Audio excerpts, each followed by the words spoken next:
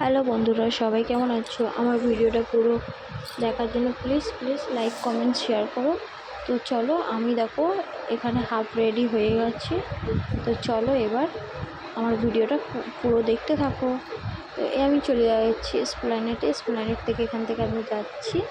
তো যেতে যেতে আমার বরকেও একটু আমি ভিডিও করে দেখিয়ে নিলাম। এখানে আমার বোন আর আমার দেওর চলে এসেছে।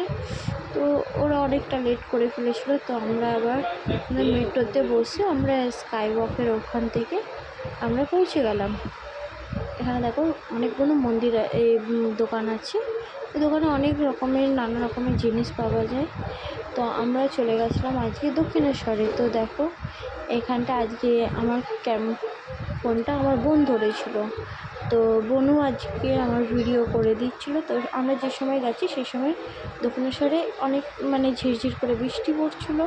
তো আমি তো ব্যাগে ছাতা জল সব সময় ক্যারি করি।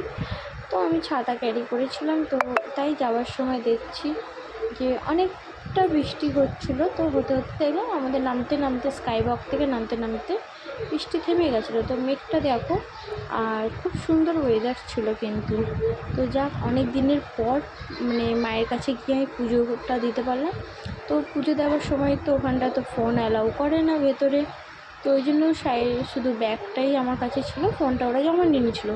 পুজো দেওয়ার পর বাইরে বেরিয়ে এসে দেখছি সন্ধ্যা আরতি, যেটা আমাদের এখানে বাবুঘাটেও হয় সন্ধ্যা আরতি, কিন্তু বাড়ির সামনে থেকেও আমরা কোনো দিন দেখতে যেতে পারিনি, হয়ে ওঠে না। ওই জন্য আমরা দক্ষিণেশ্বরে গঙ্গা আরতিটা দেখতে লাগলাম। তো ওখানে গঙ্গা আরতি হয়ে যাওয়ার পর তো আমরা প্রসাদের ডালা নিয়ে এবার আমরা যাচ্ছি বাইরের দিকে। তো ওখান থেকে আমরা বেরোচ্ছি। তো দেখো কি সুন্দর লাগছে। আমরা একটু সবাই মিলে ফটো তুলে নিলাম। তো ফটো তোলার পর আবার স্কাই ওয়াক থেকে আমরা নেমে যাব। এবার আমরা নেমে যাচ্ছি খাটু শ্যাম বাবার মন্দির। এবার খাটু শ্যাম বাবার মন্দিরটা হচ্ছে তোমার দক্ষিণেশ্বর থেকে একটু গিয়ে। তো দেখো খাটু শ্যাম বাবার মন্দিরটা হচ্ছে আলমবাজারের ওই সাইডে। তো আমরা ওই আলমবাজারে ওখান থেকে আমরা অটো করে আমরা বেরিয়ে গেলাম। তো ওখানেও কিন্তু ভিডিও করতে দেয় না শুনলাম। তো দেখো আমরা এখান থেকে বেরিয়ে গেলাম। আমরা ফোনে দেখেই আমরা যাচ্ছি খাটু শ্যাম বাবার মন্দিরে। তো এই রাস্তার মধ্যে উনি প্যাসেঞ্জার তুলছিলেন, তাই দাঁড়িয়ে গেল। তো মন্দিরের বাইরে কিন্তু যেটুকুনি পেরেছি আমি ভিডিওটা করেছি, যেহেতু ভেতরে কিন্তু ফোন অ্যালাউ করেন না ওনারা। তো আমি বাইরে থেকে ভিডিওটা তুলতে পেরেছি, কিন্তু ভেতরে গিয়ে আর তুলতে পারিনি। তো পুজো দিয়ে এসে তো আমাদের খুব জোর খিদে পেয়ে গেছিলো, তাই আমরা নিরামিষ ধোসা খেয়ে নিয়েছি। তো আমার সাথে সাথে বোনও খেয়ে নিল। তো ও খেয়ে বলছে যে হ্যাঁ ভালো। আর সত্যি কিন্তু ধোসাটা কিন্তু খুব সুন্দর ছিল।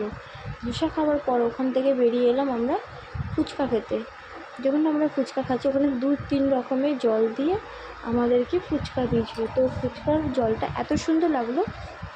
তো মোটামুটি আমার ওখানটার ফুচকাটা ভালো লাগলো। তো সবাই তো খাচ্ছিলো, লাস্টে আমার বোনকে ওই লঙ্কার ঝালের দিয়ে দিল। তো ওই জন্য খুব ঝাল লেগেছিলো বলে আবার আমরা কুলফি খেয়ে নিলাম।